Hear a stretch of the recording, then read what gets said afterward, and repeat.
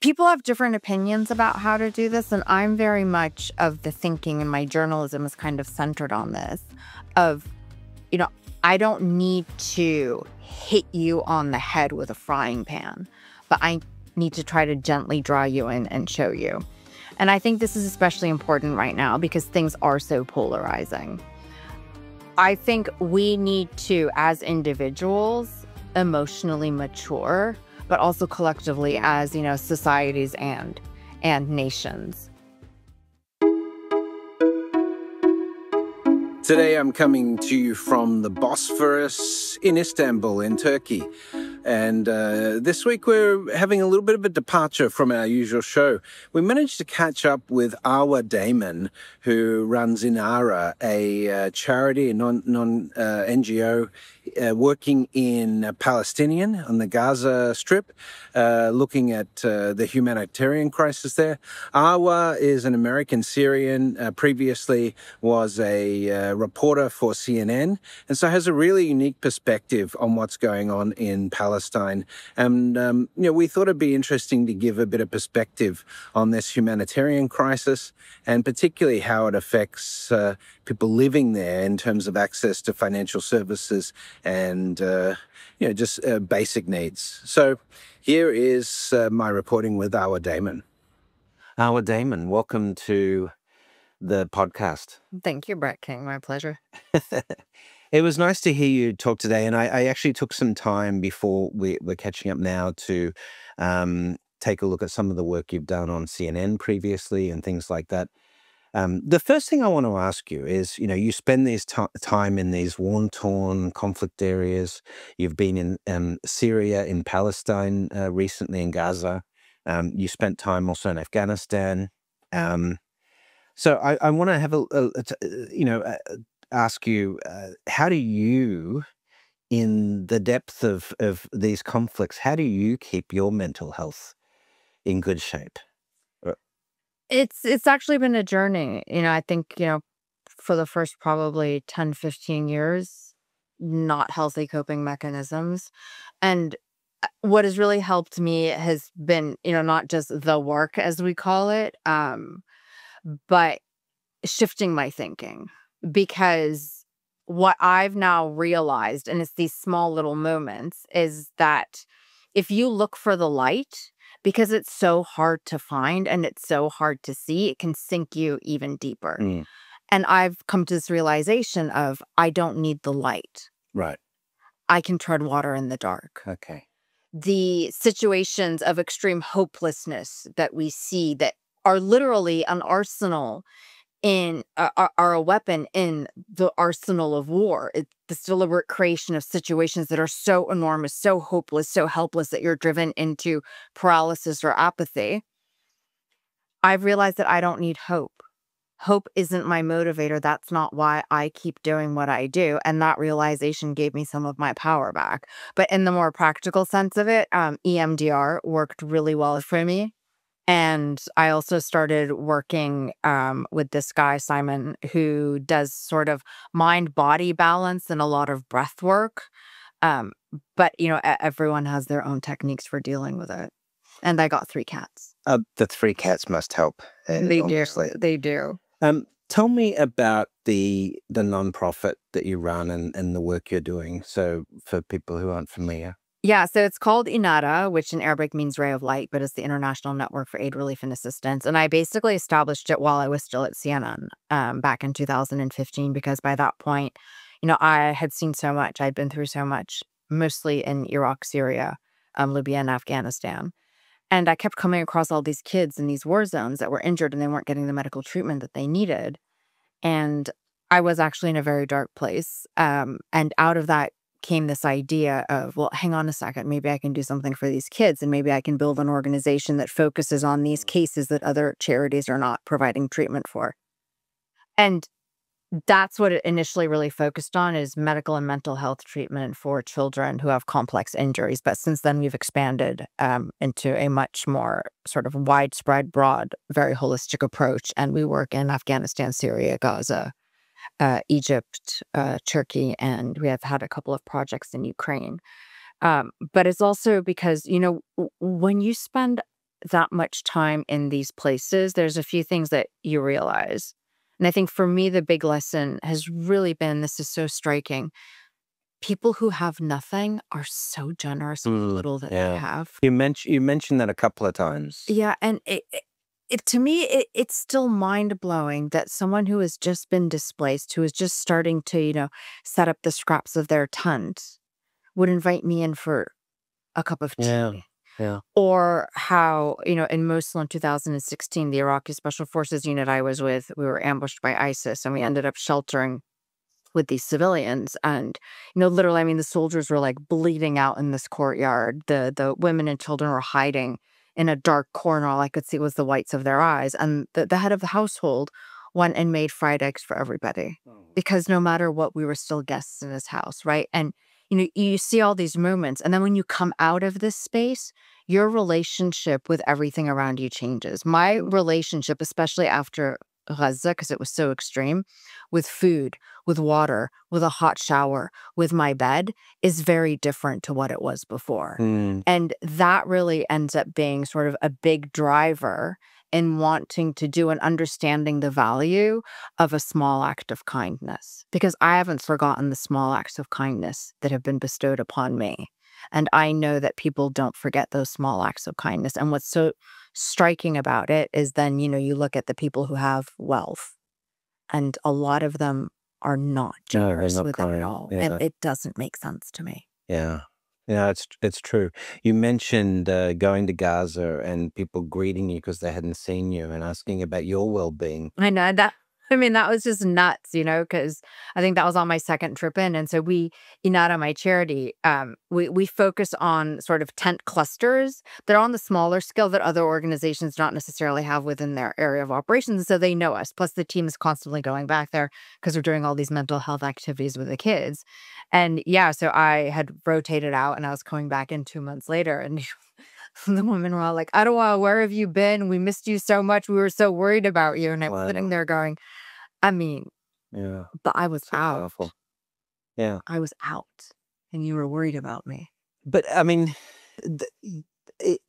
do you feel like when you come back to, quote unquote civilization from those, are you frustrated that there's such lack of awareness of how these people are treated, and that as a tool? Because if people were actually embedded in this and actually experienced what these other people were going through, maybe we'd see more compassion flow through. And the number of times, like throughout my journalistic career, but then also now in the humanitarian space, where I've thought to myself, like, if I could bring everyone into this one moment, into this one tiny little moment, and it's not even a scary moment, it's not a moment when a bomb's going off, then they would understand and things would change.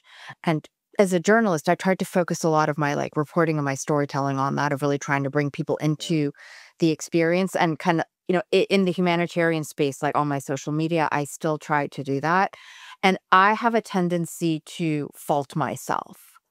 And so if we have not been able to draw people in, somehow we're doing something wrong.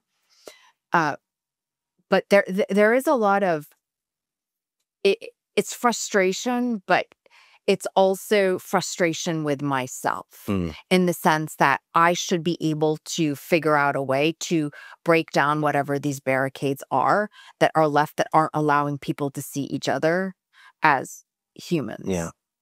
And there is anger. And that's kind of like what my own personal sort of mental health journey has been.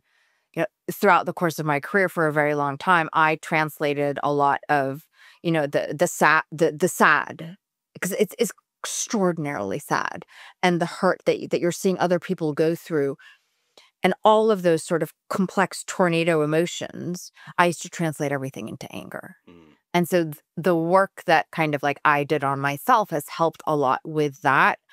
And I mean, no, I mean, anyone who tells you that it's easy is either lying to themselves or lying. And you wouldn't want it to be easy. You wouldn't want to go into a space like the ones that, I've been in and come out and be fine.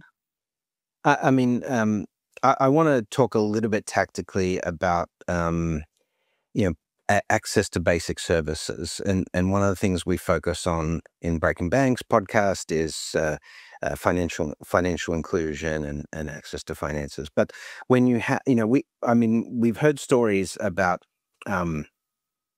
doctors and lawyers and professional people from Syria, for example, displaced by the civil war, getting on a boat, with their kids, trying to get to Greece or something. Yeah, I like this. covered that a lot. Yeah, and you have these people who would be in their society pretty well off financially, and then suddenly, they're left without any financial resources. And for those in Gaza, I imagine that they don't have ATMs they go to and get cash out. So how do people survive financially in these scenarios? So, I mean, it's so hard. It's inexplicably hard. From the practical perspective, like, where does money actually come from? So up to a certain point, people had some cash. Right now, today, for example, if you're going to get cash, a lot of it is actually remittances Right. from abroad. If you don't have a salary, right? And then who actually has a salary right now in Gaza? Some of the journalists do if they're contracted by a network. The humanitarian community does. So, like, my staff has a salary. Some of the doctors, the medics, and that kind of a thing. But there isn't really, industry isn't there. But then people have people overseas. And so it ends up going through sort of this de facto black market system. The hawala. The hawala, exactly, except they take 40%. 40%. Yes. So basically, it's one example. If you have someone who's managed to get out of Gaza, right?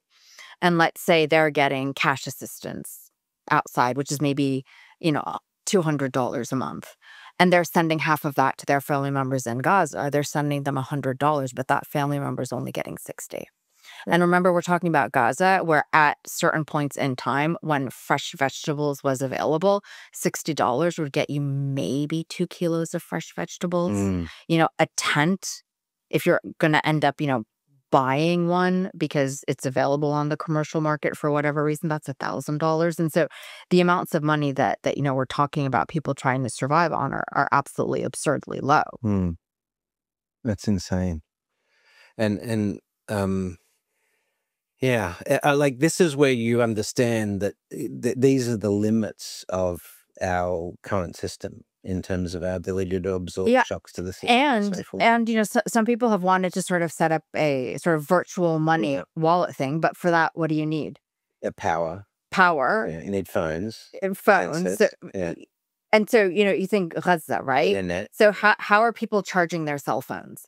Yeah. So what some people have done as sort of a small business is they were able to save their solar panels. Gaza used to have a lot of solar panels because even before electricity was cut. And so some people set up charging stations where it's one solar panel and then a whole charging station, and then they charge people to charge their phones. But then you need the connectivity. Yeah. The internet system, the first thing they're going to do to stop coordinated attacks is take out telecommunications. Exactly. And so, your normal, 3G, 4G, whatever it is, doesn't work there. And so what some people would do when they were trying to get those videos out is they would crawl very close to the Israeli border or as close as they could to try to get that signal. Or, for example, why does the press congregate at the hospitals? Because they can get onto the hospital Wi-Fi, right? And then there's a couple of random, internet cafes. But, I mean, it's a cafe in the rubble that have cropped up with people that are still able to get their systems on. But then there's also problems with the fiber lines. And so at one point, the line that was in the north had been hit by the Israelis. And the international NGO community was only actually just in the last few days able to get permission to go up and fix that line. And that's why Gaza City has had very poor internet connectivity. So there's all these factors that come into play when you're trying to look for solutions for the population there. It's insane. All right. Well, today I did a session on, technology disruption with AI. Fascinating. Thank you very much. And, we are at the moment seeing, we've seen in the Ukraine-Russia conflict increased use of drone warfare in particular. And it seems like it's going to be getting easier and easier for remote operation and autonomous operation in war zones. So, given the problem that you've talked about with people being connected with what's going on, or disconnected rather from what's going on, and, thinking of it as another problem, the potential for this autonomous warfare just to come into these places and do untold damage seems to be. I mean, it's already come into play in Gaza. Plus 962 is this amazing outlet. Sorry, plus 972 is this amazing outlet. And they looked into this, and actually a couple of other organizations have looked into it, including Israeli publications. And basically, the Israelis have been using artificial intelligence technology. One is called Lavender, and the other is called Where's Daddy? And Where's Daddy actually tracks the target to their home. Oh, man. That's cool. Whereas, I've throughout the course of my, journalism career, spent a lot of time in U.S. military ops rooms. And, generally, you attempt to take out your target when you're going to cause the least amount of civilian collateral damage. Collateral damage, which I hate that word, collateral damage. But yeah, no, so Lavender and Where's Daddy? All right. Well, on the flip side, though, do you think there is a use for AI in mitigating some of these issues, dealing with some of these humanitarian crises better? I mean, it's hard to see how it could play into a context where you don't have connectivity. If you look, Gaza is one thing, but if you look at a conflict like Sudan, where, there is even less connectivity actually for these populations that are being displaced because of the remote and vastness of it than there was for the population in Gaza, then how does AI work in those circumstances? Or is AI something that we can tap into for solutions when you're not connected and when the experience is so unique that in theory, whatever needs to get plugged into AI, you can't actually plug into AI. I mean, I'm sitting here racking my brain right now being like, okay, so let's say I plugged into AI. I have vegetables in southern Gaza. I have hygiene kits in northern Gaza. I have a soap crisis. I want to move stuff from the south to the north and vice versa, but Israel controls the Nitzrim corridor and can't get me across that. I don't see how AI solves that problem. Yeah, that's fair. In terms of the work that you do, you do a lot of reporting from these zones and raise awareness of this, but how do we get more consensus mechanisms? How do we get more people involved? I mean, I guess if you knew how to solve this problem, you would. But given the incredible, how we are seeing viral campaigns on social media and these sorts of things going, surely we should be able to mobilize some of this stuff to build consensus. But we seem to be getting more and more divided politically and, in terms of opinions. So I guess, do you have some insights on how we can get more people together on these issues? Look, people have different opinions about how to do this, and I'm very much of the thinking, and my journalism is kind of centered on this, of, I don't need to hit you on the head with a frying pan, but I need to try to gently draw you in and show you. And I think this is especially important right now because things are so polarizing. I think we need to, as individuals, emotionally mature, but also collectively as, societies and nations. And, this might seem a bit off topic, but if we look at some of our sort of gut reactions to, and you could be on either side of any spectrum of this, but you will have a gut reaction to something that goes against your perception and or your believed truth. And that gut reaction will cause you to close up. Right. If we become more aware of what we're closing up to and deliberately force ourselves to open up to it, then we can start to get closer together. And again, understanding someone's context does not mean agreeing with their actions. But if we refuse to understand a context, then we can't alter actions and or reactions. And a lot of this goes into epigenetics, which is the study of intergenerational traumas and how we're basically not born blank slates. Yeah. We're born carrying all of this historical trauma that doesn't change our DNA, but it changes how our DNA interacts with each other and then interacts with the world. And I think a lot of it requires a responsibility on our part to try to understand our own emotional reactions and be more cognizant of how we're expressing them. Otherwise, yeah, we're going to just go off on these hysterical, crazy trains and just rip ourselves apart. Yeah. Yeah. It's interesting. You talked about, these very human reactions, people being compassionate towards you and so forth. So you've been in some pretty crazy places.